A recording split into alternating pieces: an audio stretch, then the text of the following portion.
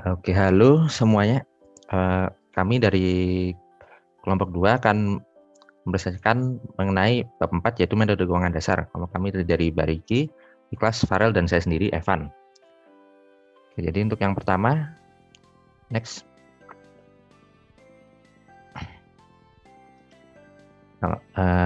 Saya akan menjelaskan mengenai metode keuangan secara umum. Jadi apa itu metode keuangan? Metode keuangan sendiri adalah bidang subjek keuangan dan akuntansi yang digunakan dalam kebutuhan penganggaran modal yang berfokus pada real asset, yaitu contohnya seperti mesin, fasilitas kalian manajemen, dan teknologi informasi. Nah, yang dimaksud real asset sendiri itu adalah aset yang memiliki jangka hidup yang panjang, yang biasanya sampai beberapa tahun. Namun untuk investasi TI sendiri, meskipun termasuk real asset, itu biasanya usianya lebih pendek. Jadi contohnya, fasilitas atau mesin itu biasanya dapat digunakan sampai beberapa dekade. Sedangkan aset investasi TI itu hanya dapat digunakan sampai 2 atau 3 tahun. Kemudian metode keuangan atau metode finansial sendiri terbagi menjadi 2 kategori, yaitu yang pertama metode keuangan dasar dan yang kedua metode keuangan lanjutan. Nah, pada kesempatan kali ini saya akan lebih membahas detail di metode keuangan dasar. Nah, sedangkan untuk contoh dari metode keuangan lanjutan sendiri itu contohnya adalah analisis nilai saat ini atau present value analysis, kemudian indeks keuntungan atau profitability index, kemudian ROE, dan internal rate of return metodologis. Oke, jadi kemudian untuk metode keuangan dasar itu adalah metode yang paling banyak digunakan karena sederhana dan perhitungannya mudah dilakukan, dipahami, dan disampaikan ke orang lain. Metode keuangan dasar itu meliputi break-even analysis, payback period, dan accounting rate of return. Kemudian berdasarkan survei, metode keuangan yang paling banyak digunakan adalah payback period, karena dengan metode payback period itu dapat diketahui kapan modal akan kembali. Dan payback period juga termasuk penghitungan yang cukup mudah, bisa dibilang cukup sederhana di antara yang lain. Baiklah, saya akan melanjutkan penjelasannya. Perkenalkan, nama saya Muhammad Ikasul Amal, NRP 78, dan pada kali ini saya akan menjelaskan mengenai metode keuangan dasar pertama, yaitu break-even analysis. Ada 4 yang akan kita bahas, yaitu mengenai definisi dari break-even analysis, tujuannya, cara, dan contoh dari penerapannya. Nah, apa sih break-even analysis itu? Jadi, break-even analysis merupakan metode keuangan untuk menganalisis untuk mendapatkan keadaan di mana pengeluaran sama dengan pendapatan. Nah, metode break-even analysis ini biasanya digunakan untuk komparasi antara pengukuran biaya dengan keuntungan yang kuantitatif atau tangible dan non-kuantitatif atau intangible. Nah, selain untuk menentukan harga barang atau menghitung perkiraan keuntungan, metode break-even analysis ini digunakan juga dalam manajemen investasi TI karena dapat membandingkan quantifiable cost atau harga keuntungan yang bisa kita dapatkan, yang bisa terkuantifikasi, dan non-quantifiable cost atau yang tidak bisa kita ukur.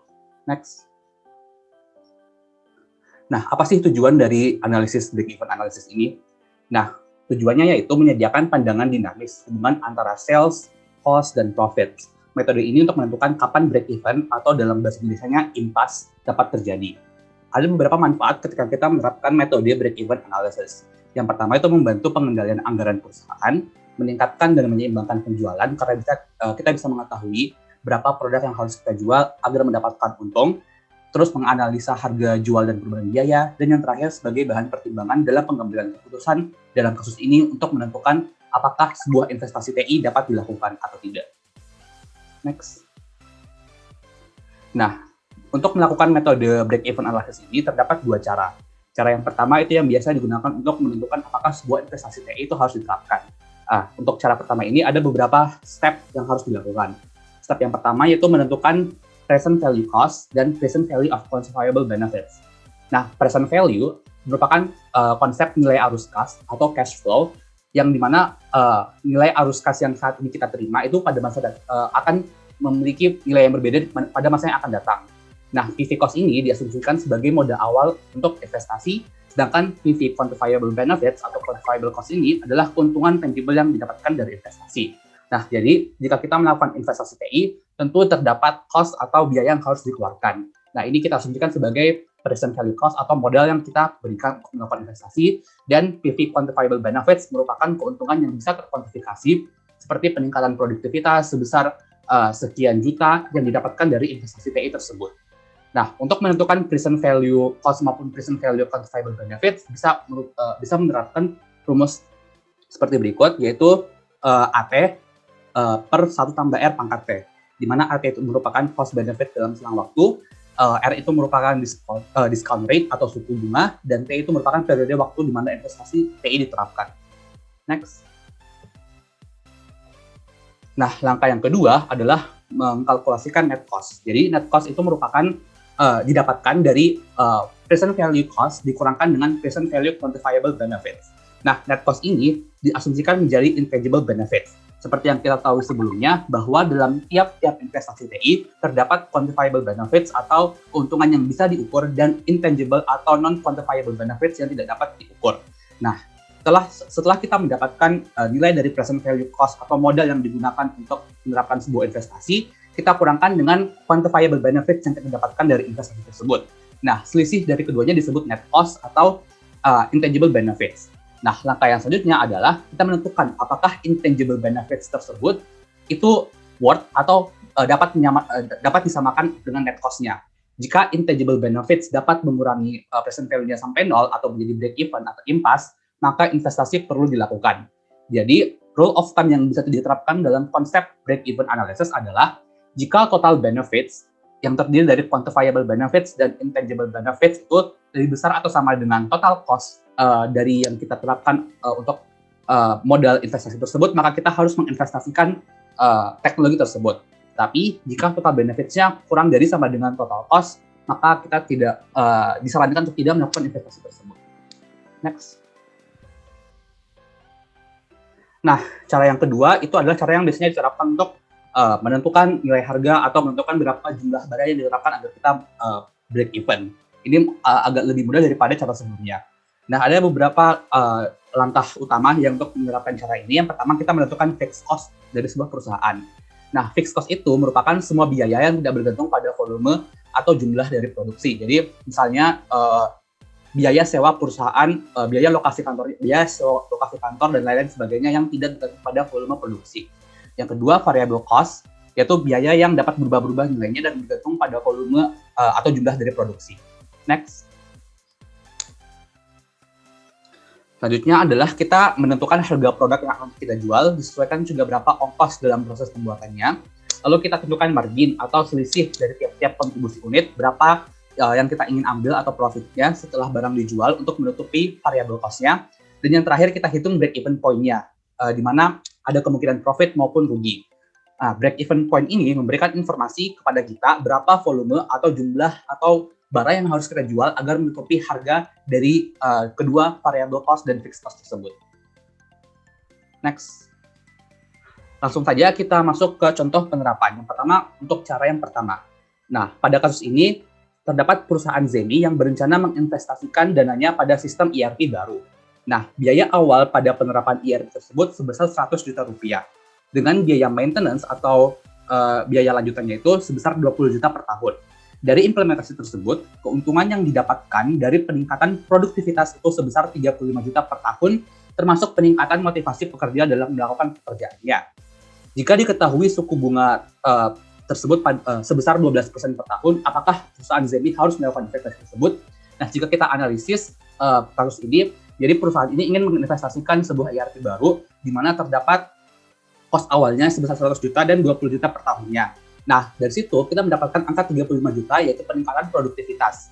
Nah, ini disebut quantifiable benefits karena bisa diukur, dan termasuk peningkatan motivasi pekerja yang itu adalah intangible benefits atau yang tidak bisa ukur dengan angka yang spesifik. Next. Nah, setelah kita analisis, kita bisa taruh kepada tabel-tabel berikut. Karena tadi perusahaan akan melakukan dalam 3 tahun ke depan, maka kita bisa rincikan dari biayanya. Biaya awal penerapan ERP tadi sebesar 100 juta, lalu biaya per tahunnya itu 20 juta, lalu keuntungan yang didapatkan yaitu dari segi peningkatan produktivitas untuk tahun pertama itu 35 juta dan juga tahun-tahun berikutnya, dan untuk peningkatan moral pegawai yaitu untuk peningkatan motivasi kerja itu tidak dapat diukur seperti yang saya bilang sebelumnya. Next. Nah, selanjutnya kita masukkan kepada rumus yang tadi telah terdapat di slide sebelumnya. Yang pertama kita hitung present value cost atau present value biayanya. Dengan rumus tersebut kita dapatkan bahwa PV-nya itu 100 juta itu merupakan biaya cost penerapan di awal, ditambah 20 juta biaya maintenance per tahun, per 1 tambah 0,12 yaitu suku bunganya dipakatkan tahun pertama, tahun kedua, dan tahun ketiga. Kita dapatkan bahwa present value cost atau present value biaya yang didapatkan itu sebesar Rp148.037.000. Nah, misalkan seperti itu. Nah, yang kedua kita menghitung present value tangible benefits atau yang kita dapat keuntungan yang dapat diukur dengan menggunakan rumus yang sama, karena tiap tahunnya itu benefits-nya itu sebesar 35 juta, maka rumusnya itu 35 juta per 1 tambah 0,12 pangkat 1, pangkat 2, dan pangkat 3 karena kita terapkan selama 3 tahun ke depan. Didapatkan bahwa present value of tangible benefits yang dapat diukur sebesar Rp84.064.000. Setelah didapatkan dua angka tersebut, maka kita bisa mendapatkan net cost atau selisih dari PV cost dan PV tangible benefits, yaitu sebesar Rp63.973.000.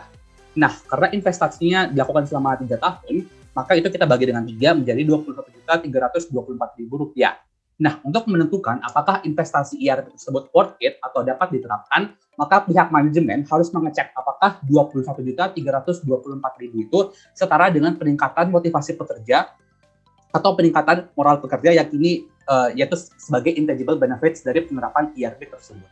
Jika memang setara dengan peningkatan moral tersebut, maka investasi IRP tersebut dapat dilakukan dan worth it untuk dilakukan. Next. Nah, ini merupakan contoh kasus untuk penerapan cara yang kedua. Nah, kasusnya terdapat sebuah perusahaan demi bergerak di bidang penjualan sepatu. Dalam satu kali proses produksi, perusahaan demi mampu menghasilkan 1.000 pasang sepatu. Nah, biaya total pada setiap produksi adalah 400 juta. Fixed cost perusahaan demi sebesar 50 juta. Perusahaan ingin mendapatkan margin sebesar 15%. Nah, mari kita analisis berdasarkan cara yang kedua tadi. Nah, karena biaya per pasang sepatu itu, biaya produksinya itu 400 juta tiap produksi, sedangkan satu produksi dapat menghasilkan 1.000 pasang sepatu, maka biaya per pasang sepatu yang diberikannya itu variabel costnya sebesar Rp400.000. Nah, harga jual, karena margin yang ingin didapatkan oleh perusahaan DMI sebesar 15%, maka harga jual tiap pasang sepatu sebesar Rp460.000. Jadi, margin dari setiap penjualan sepatu itu sebesar Rp60.000. Nah, jika yang ditanyakan adalah berapa jumlah produksi yang harus dibutuhkan agar profit sama besar dengan total biaya untuk menutupi fixed cost yang 50 juta itu, maka kita tinggal bagi 50 juta dibagi 60.000, yaitu sebesar 833 pasang sepatu. Maka agar perusahaan DMI mencapai break even, perusahaan tersebut butuh menjual 833 pasang sepatu. Next. Oke, jadi untuk non-quantifiable benefits itu adalah keuntungan yang tidak bisa diukur dengan uang atau dapat disebut juga sebagai intangible benefits. Nah, cara pengukurnya itu dapat dilakukan dengan beberapa cara. Jadi yang pertama itu adalah dengan konsultasi dengan manajer yang paham dengan investasi yang telah diajukan. Ya, jadi dengan melakukan ini, misalnya manajer yang familiar dengan investasi yang diajukan itu akan dapat memahami keuntungan dan biaya dari investasi yang dilakukan, sehingga juga dapat mengukur intangible benefits yang akan didapat dari investasi tersebut.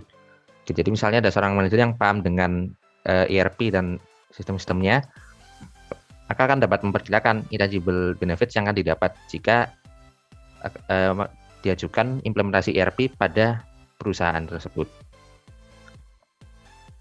Kemudian next.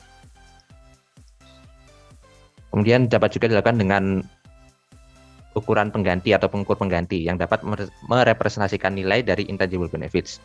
Jadi misalnya semangat karyawan yang bekerja itu dapat diukur dengan melihat tingkat kehadiran karyawan, kemudian kualitas kerja karyawan, dan berbagai tolak ukur yang lain.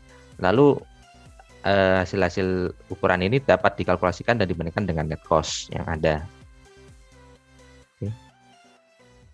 Kemudian untuk mengukur intangible benefits dapat juga dilakukan dengan secara statistik, yaitu dengan menggunakan analisis regresi atau regression analysis. Itu prosedur statistik yang dapat menghitung satu atau lebih variabel independen seperti nilai subjektif untuk pergantian atau kualitas. Lalu juga dapat menghitung fungsi estimasi linear variabel dependen seperti biaya.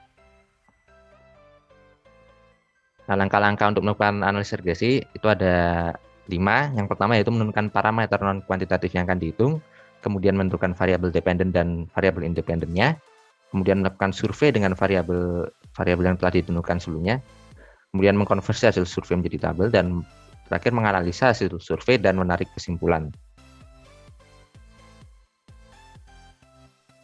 Oke, terima kasih. Selanjutnya metode berikutnya adalah payback period atau metode periode pengembalian. Next. Nah, definisi dari payback period adalah teknik penganggaran modal tradisional yang digunakan untuk mengevaluasi investasi modal, di mana payback period dibandingkan dengan cut-off periodnya dalam suatu investasi. Nah, mungkin ada beberapa kata yang masih asing buat kita. Apa sih itu payback period? Payback period adalah waktu yang dibutuhkan untuk mengembalikan biaya investasi awal.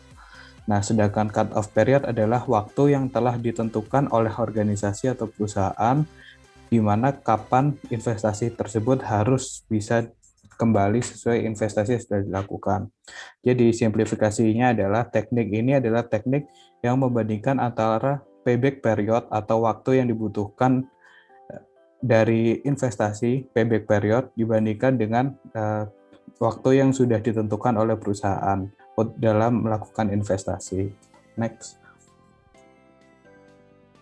Nah, dibalik kelebihannya, yang pertama adalah mengabaikan nilai waktu uang. Nah, payback period ini tidak melihat nilai waktu uang. Jadi, jumlah waktu uang sekarang dan jumlah waktu uang nanti atau future value itu dianggap sama. Contohnya 10.000 sekarang dan 10.000 di tahun 2030 itu dianggap sama. Padahal kenyataannya kan sangat berbeda karena adanya inflasi. Kemudian aliran dana tidak dapat dipertimbangkan dalam analisis perhitungan. Fokus dari investasi ini dan di beberapa jumlah aliran dana hingga mencapai dalam minimal nilai investasi tidak dilihat. Jadi entah aliran dananya prosesnya kayak gimana, pokoknya yang penting dalam 1 tahun itu berapa uang yang ada gitu. Nah, untuk mengatasi mengabaikan nilai waktu uang ini, kita bisa menggunakan net present value yang sudah dibahas di sebelumnya. Nah, metode ini untuk mempertimbangkan nilai waktu dari uang yang diinvestasikan saat ini dan pada jangka waktu ke depan. Nah, ada indikator-indikator yang perlu diperhatikan, yaitu ketika net present value lebih dari 0 atau positif, maka investasi tersebut adalah investasi yang baik. Kemudian jika NPV sama dengan 0, berarti tidak direkomendasikan. Kenapa kok tidak direkomendasikan? Kan nggak negatif. Ini karena bisnis itu harus menguntungkan. Tidak ada bisnis yang ingin berjalan stuck di jalan, gitu kan. Jadi NPV sama dengan 0 ini tidak jelek, tapi tidak direkomendasikan untuk melakukan investasi. Nah, apalagi kalau misalkan net present value-nya itu di bawah 0 atau minus. Nah, ini adalah bad investment. Next. Aturan dalam mengambil keputusan, mudahnya adalah ketika payback period atau hasil investasi itu melebihi dari cut-off period yang sudah ditentukan oleh perusahaan, maka jangan diinvestasikan atau jangan dilanjutkan. Jika lebih kecil dari cut-off atau yang sudah ditentukan oleh organisasi, maka investasi itu masih boleh dilanjutkan. Next. Nah, perusahaan menginginkan investasi dan kembali dalam 5 tahun.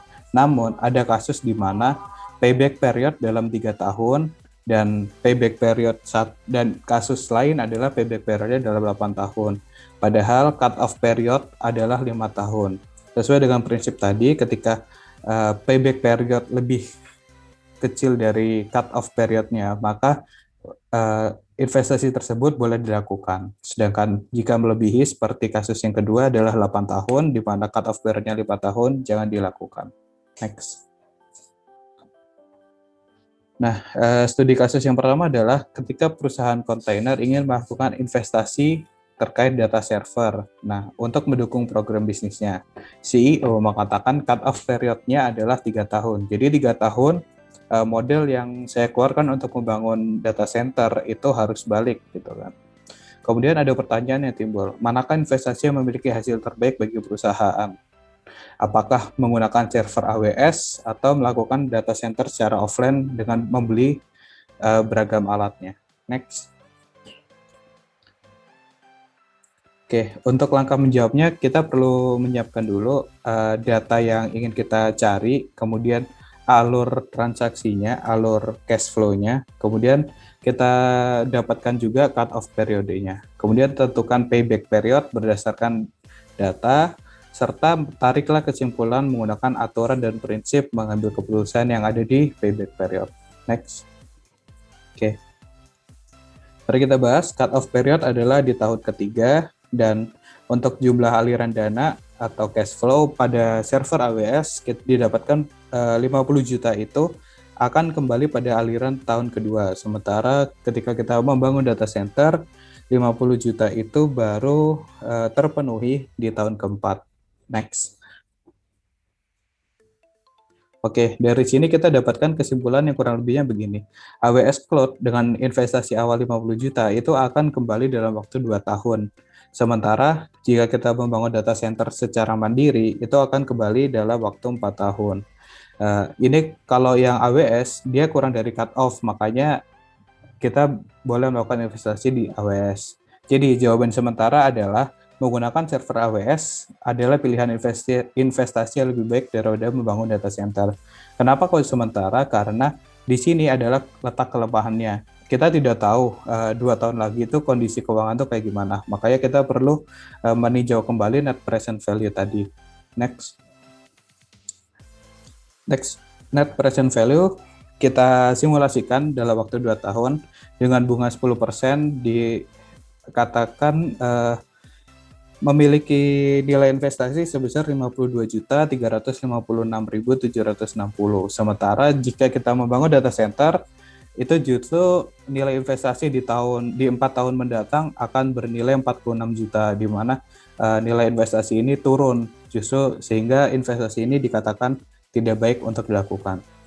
Akhirnya jawaban finalnya adalah dengan memperhatikan NPV tadi, investasi AWS Cloud untuk mendukung proses bisnis masih sangat disarankan untuk dilanjutkan. Next. Oke, untuk studi kasus yang kedua, soalnya sama, cut-off period-nya adalah 3 tahun, tapi ada perbedaan di cash flow-nya. Nah, pertanyaan yang timbul adalah manakah investasi yang memiliki return terbaik bagi perusahaan? Contoh, dengan menggunakan AWS, memang return-nya lebih cepat, 55 juta didapatkan di tahun kedua. Tapi pada tahun keempat, dengan menggunakan AWS, kita hanya mendapat 90 juta saja. Sementara jika kita membangun data center, kita akan mendapatkan aliran dana sebesar 100 juta rupiah. Begitu. Next. Apa artinya? Ini next sudah dibahas. Nah, apa artinya? Benar menggunakan AWS kurang dari cut-off period, dan jika menggunakan data center melebihi cut-off period. Namun nominal yang didapatkan untuk perusahaan akan lebih besar jika kita menggunakan data center. Nah, investasi AWS ini memang berhasil kurang dari cut-off periodnya, tapi investasi pusat data lokal akan memberikan return yang lebih besar. Next.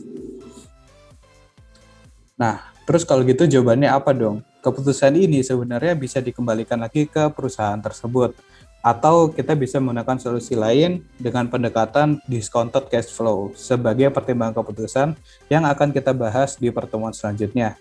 Namun, solusi paling visible adalah jika kita kembali ke prinsip payback period, adalah di mana dengan parameter cut-off investasi AWS Cloud tetap lebih menguntungkan.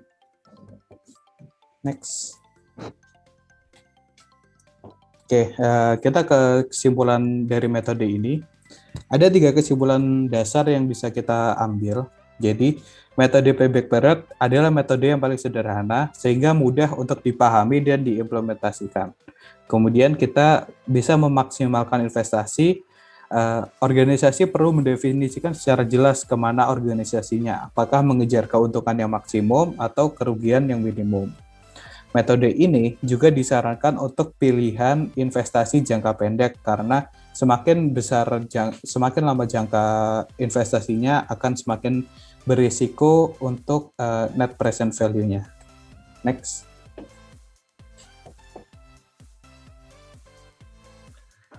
Selanjutnya saya Bariki Rehan, NRP 18 akan menjelaskan tentang ARR.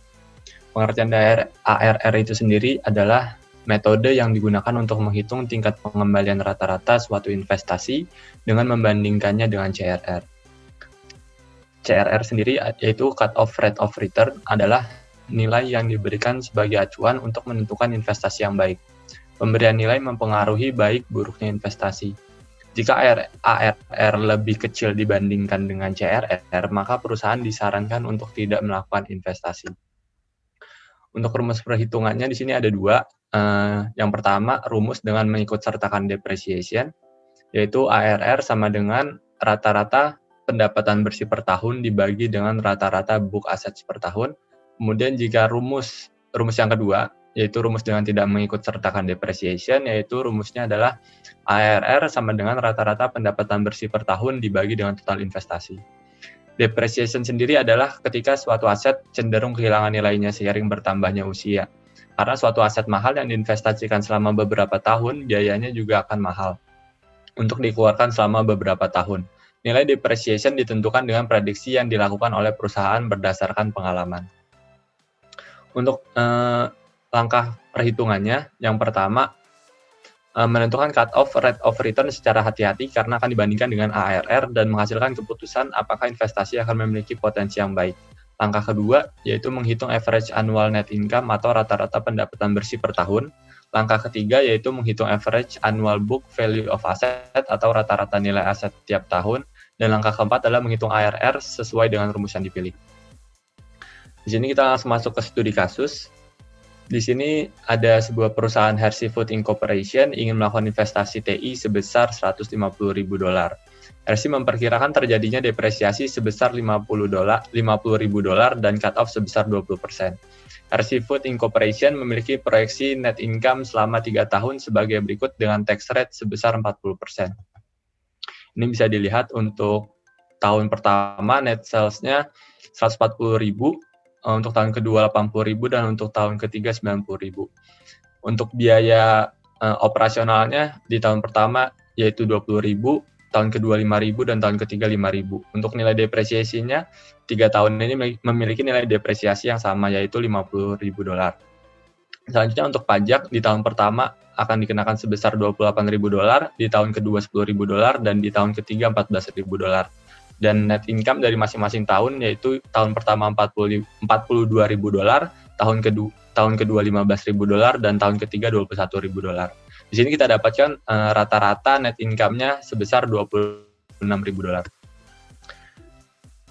Lanjut, Hershey Food Incorporation juga memiliki data book value of asset selama 3 tahun sebagai berikut. Yang pertama, di tahun ke-0, gross book value of asset-nya sebesar $150.000, kemudian kumulatif depresiasinya masih 0, kemudian net book of value of asset-nya sebesar $150.000. Di tahun pertama, gross book value of asset-nya sebesar $150.000, kemudian kumulatif depresiasinya menjadi $50.000 dan net book value of asset-nya turun menjadi $100.000. Di tahun kedua, gross book value of asset-nya masih $150.000, kumulatif depresiasinya naik menjadi $100.000, kemudian net book value of asset-nya turun menjadi $50.000. Di tahun ketiga, gross book value of asset-nya masih $150.000, kemudian kumulatif depresiasinya menjadi $105, juga net book value of asset di tahun ketiga menjadi 0. Jika kita rata-ratakan, kita dapatkan rata-rata dari net book value of asset sebesar $75.000. Di sini ada 2 opsi seperti yang tadi saya sudah singgung sebelumnya. Jika kita menggunakan cara yang pertama, yaitu dengan memasukkan depresiasi ke dalam perhitungan, maka kita menggunakan rumus average net income dibagi dengan average net book value of asset. Maka kita melakukan perhitungan 26.000 dibagi dengan $75.000 dihasilkan 0,346 atau setara dengan 34,6%. Cara yang kedua yaitu dengan mengabaikan depreciation, rumusnya adalah average net income dibagi dengan initial investment, maka kita lakukan perhitungan sebesar $26.000 dibagi dengan $150.000, kita dapatkan angka 0,173 atau setara dengan 17,3%. Kesimpulannya, maka jika menggunakan cara pertama, maka didapatkan hasil ARR lebih besar dari CRR, sehingga investasi dapat dilakukan. Jika menggunakan cara kedua, maka didapatkan hasil ARR kurang dari CRR sehingga investasi sebaiknya tidak dilakukan. Pengambilan keputusan ini bergantung kepada perusahaan apakah ingin mengikutsertakan depreciation atau tidak. Bahwa kedua keputusan akan menjadi benar sesuai dengan kesepakatan dan keputusan dari perusahaan itu sendiri. Sekian presentasi dari pemaparan materi dari kelompok 2. Selanjutnya kita akan beralih ke sesi diskusi. Terima kasih. Apakah ada yang ingin menjawab, teman-teman?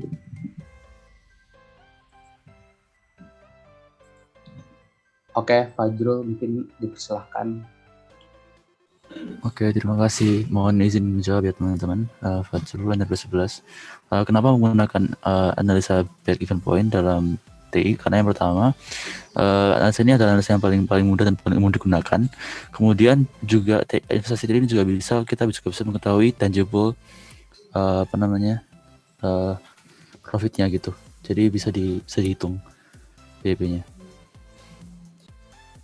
Oke, baik. Terima kasih Fajrul atas jawabannya. Mungkin langsung saja kita bahas bersama-sama. Sebenarnya sudah benar apa yang dikatakan dengan Fajrul. Mungkin saya akan jelaskan lebih lanjut. Jadi kenapa kita bisa menggunakan analisis break even? Karena dengan analisis break even kita dapat menentukan apakah sebuah investasi itu impas antara keuntungan dan modal yang kita keluarkan. Nah, keuntungannya lagi menggunakan break even analysis karena kita bisa melihat tangible benefits maupun intangible benefits. Karena seperti yang kita ketahui bahwa investasi TI itu tidak semuanya quantifiable benefits atau bisa diukur dengan uang. Sedangkan ada juga beberapa keuntungan yang seperti keuntungan kenaikan moral pekerja, kenaikan motivasi pekerja, dan lain sebagainya itu tidak dapat diukur. Nah, dengan menggunakan konsep break even ini kita bisa memperhitungkan keduanya. Sehingga analisis break even bisa dilakukan untuk mengambil keputusan investasi TI. Nah, oke, mungkin di next Farel. Nah, soal yang kedua yaitu mengapa keuntungan non kuantitatif tidak jadi masalah dalam break even analysis. Ini masih berhubungan dengan pertanyaan sebelumnya. Teman-teman yang ingin bertanya, yang ingin menjawab dipersilahkan.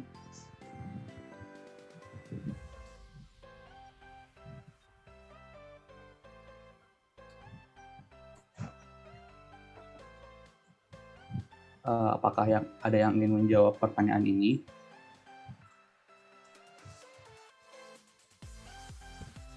Oke, mungkin Fahri dipersilahkan. Ya, terima kasih atas kesempatannya. Saya Fahri. Menurut saya, mengapa keuntungan non kuantitatif tidak jadi masalah dalam break even analisis? Karena memungkinkan manfaat tidak berwujud untuk dipertimbangkan dalam analisisnya. Terima kasih. Oke, baik. Terima kasih Fahri atas jawabannya. Next, Farel. Ya, jawabannya dari Fahri tadi sudah benar. Karena seperti yang saya sebutkan sebelumnya, bahwa analisis break even itu memperhitungkan keuntungan kuantitatif atau quantifiable benefits dan juga non-kuantitatif atau non-quantifiable benefits dalam perhitungannya. Seperti yang saya sebutkan sebelumnya, jadi untuk melakukan break even untuk investasi TI itu, pertama kita tentukan present value cost atau modal yang diberikan untuk sebuah investasi, lalu kita hitung present value of quantifiable benefits atau keuntungan yang bisa diukur seperti tadi 35 juta hasil kenaikan produktivitas dan lain-lain sebagainya, lalu kita kurangkan antara present value cost dan present value quantifiable benefits tersebut, itulah menjadi intangible benefits atau yang tidak dapat diukur. Nah, sehingga disinilah perusahaan atau manajemen bisa menilai apakah nilai net cost tersebut setara dengan kenaikan moral contohnya atau kenaikan motivasi pekerja. Nah, seperti yang disebutkan Evan juga pada presentasi sebelumnya, bahwa terdapat juga beberapa pendekatan untuk mengukur intangible benefits ini, seperti survei di mana manajemen bisa bertanya ke karyawannya apakah misalnya keuntungan net cost-nya itu 26 juta rupiah, apakah itu setara dengan kenaikan moral, atau bisa menggunakan pengukuran pengganti, misalnya kita cek apakah absensi tiap pekerja naik atau semakin sering hadir, atau kita bisa menggunakan pendekatan statistik seperti analisis regresi yang dijelaskan sebelumnya. Ya, next, Farel. Oke, selanjutnya pertanyaan ketiga, mengapa menggunakan metode payback period dalam mengambil keputusan investasi lebih baik? Mungkin dari audiens ada yang mau mencoba menjawab? Boleh, Rafli, silahkan. Ya, karena dari yang tadi saya dengar dengan menggunakan metode payback period ini penggunaannya easy, jadi mudah untuk dipahami dan juga mudah untuk di-apply gitu.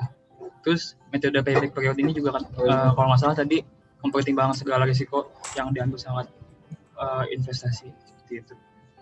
Baik, benar sekali Raffi untuk jawabannya. Jadi kenapa metode payback period lebih baik? Karena metode ini termasuk metode yang sederhana untuk dipahami dan diterapkan. Tidak terlalu banyak parameter yang akan digunakan sebagai bahan pertimbangan di dalamnya. Nah, cukup dengan hanya membandingkan payback period dibandingkan dengan cut-off period, ini kita sudah bisa menentukan apakah investasi masih layak atau tidak. Kemudian ada alasan selanjutnya adalah karena menganalisis aliran dana dan net present value, maka metode ini juga cocok untuk diterapkan untuk menentukan investasi, namun sangat disarankan untuk dalam jangka pendek. Baik, pertanyaan berikutnya, mengapa menggunakan perhitungan rate of return dalam pengambil keputusan investasi TI lebih baik? Mungkin ada yang mencoba untuk menjawab.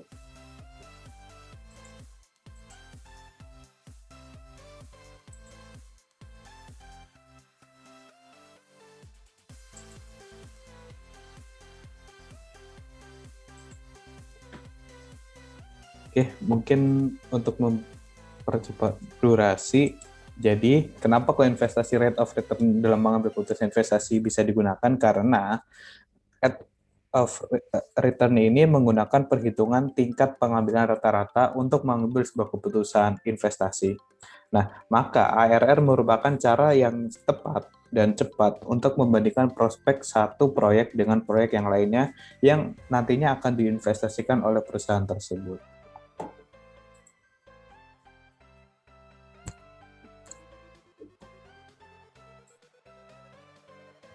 Selanjutnya, pertanyaan kelima, mengapa menggunakan analisis break-even daripada payback period? Mungkin dari teman-teman ada yang mau mencoba untuk menjawab.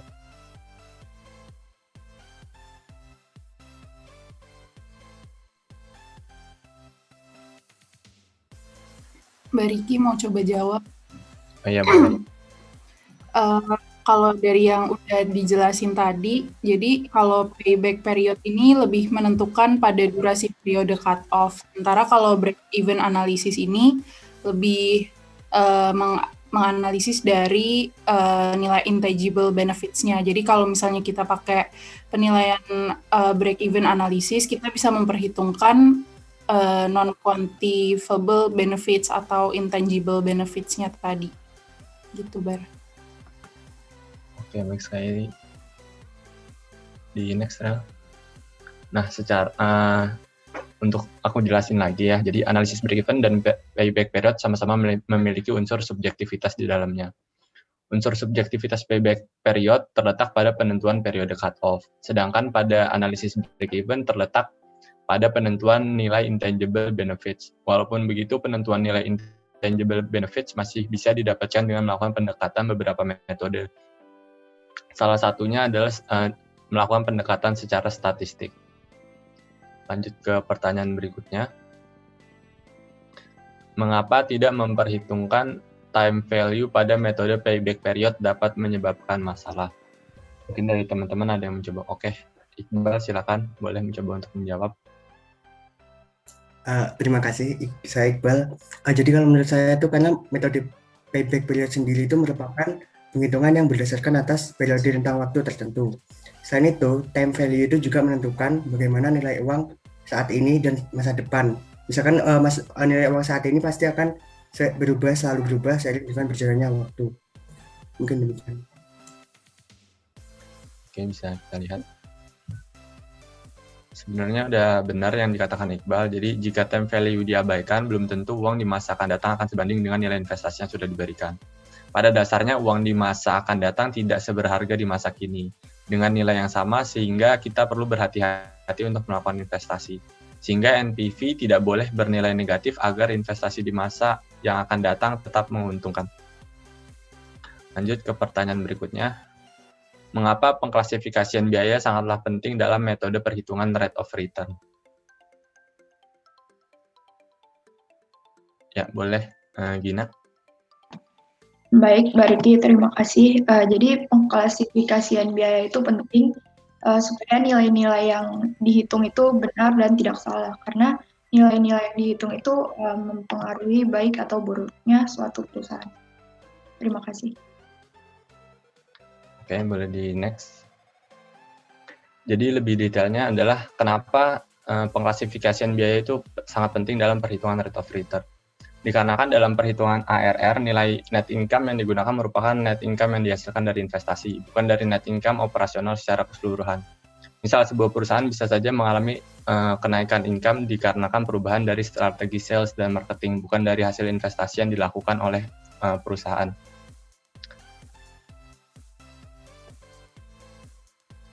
Oke, berikutnya, untuk pertanyaan berikutnya yaitu mengapa menggunakan metode payback period daripada accounting rate of return? Jadi mungkin teman-teman ada yang mau menjawab? Oke, silakan Alif.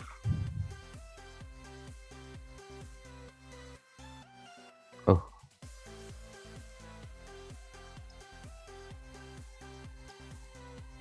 Halo, tes. Oke, udah masuk, Alif. Mungkin karena payback period ini beranggapan bahwa semakin lama waktu pengembalian itu semakin tinggi rezekinya, jadi lebih tahu risikonya lebih dalam. Terus yang kedua itu payback period lebih mengutamakan investasi ya, sehingga cukup akurat untuk mengukur nilai investasi dari penggunaan metode ini. Oke, jadi jawabannya sudah cukup benar ya. Nah, jadi kalau untuk alasan-alasan lainnya yaitu ini ada disebutkan. Jadi payback period mengutamakan minimalisasi risiko sehingga mencari investasi yang bisa menghasilkan return modal sebelum periode cut off yang ditentukan organisasi. Nah, kemudian pemahaman yang diperlukan untuk mengimplementasikan metode payback period itu lebih mudah dan sederhana. Kemudian analisa aliran dana yang ada di ARR itu prediksi yang dapat berubah jika ada variabel ekstrim yang mengganggu sehingga risiko investasi itu bisa meningkat. Kemudian yang terakhir yaitu metode payback period itu bisa cukup akurat karena menganalisis nilai return yang sebenarnya dengan menambahkan NPV pada metode ini sehingga metode ini tuh layak untuk digunakan. Oke, terima kasih Alif untuk jawabannya. Kemudian untuk pertanyaan berikutnya yaitu mengapa terdapat dua rumus di dalam penghitungan rate of return? Mungkin ada yang mau menjawab lagi, teman-teman. Oke, silakan Arya. Oke, saya Arya, NRP 74. Jadi kenapa ada dua rumus di rate of return? Itu pertama, jika kita tidak mengikut sertakan depresiasi dalam perhitungannya, itu maka ada perhitungan itu rata-rata pendapatan bersih per tahun dibagi dengan rata-rata book of assets. Nah, terus juga kalau misalnya kita tidak mengikut sertakan depresiasi, itu perhitungannya jadi rata-rata pendapatan bersih per tahun dibagi total investasi. Nah, itu jadi kedua rumus itu sebenarnya benar, tapi tergantung kita apakah kita mengikut sertakan atau tidak depresiasi tadi. Terima kasih. Oke, sudah betul jawabannya Arya. Kita lihat next. Oke, jadi betul ya tadi. Jadi perbedaannya itu adalah keikutsertaan depresiasi dalam penghitungannya. Jadi kalau depresiasi tidak disertakan itu maka penurunan nilai aset ditiadakan atau aset mengalami penurunan nilai yang sangat kecil setiap tahunnya. Nah, kalau sedangkan depresiasi itu disertakan dalam perhitungan, maka penurunan nilai aset itu akan lebih signifikan tiap tahunnya dalam penghitungannya. Oke, pertanyaan berikutnya yaitu bagaimana buku akuntansi dapat merusak perhitungan rate of return. Oke, silakan Anup. Oke, terima kasih. Jadi mungkin karena nilai-nilai pada buku, apabila nilai-nilai pada buku akuntansi itu salah atau tidak valid, nah itu tuh maka dapat merusak perhitungan rate of return, mengingat perhitungan ini tuh bergantung pada buku akuntansi yang ada. Oke. Mungkin seperti itu. Oke, betul. Jawabannya Anup. Yaitu jadi karena rate of return itu menggunakan nilai buku akuntansi sebagai penghitungan, maka jika nilai pada buku akuntansi itu tidak tepat atau tidak valid, maka nanti perhitungan rate of return jadi tidak sesuai. Oke, jadi terima kasih tadi jawabannya Anup, juga jawabannya Arya tadi. Oke, jadi itu sudah semua pertanyaan diskusi pada kesempatan kali ini, dan juga berarti presentasi dari kolom kami juga sudah selesai. Terima kasih atas partisipasi teman-teman dan perhatiannya. Saya akhiri presentasinya. Selamat siang semuanya.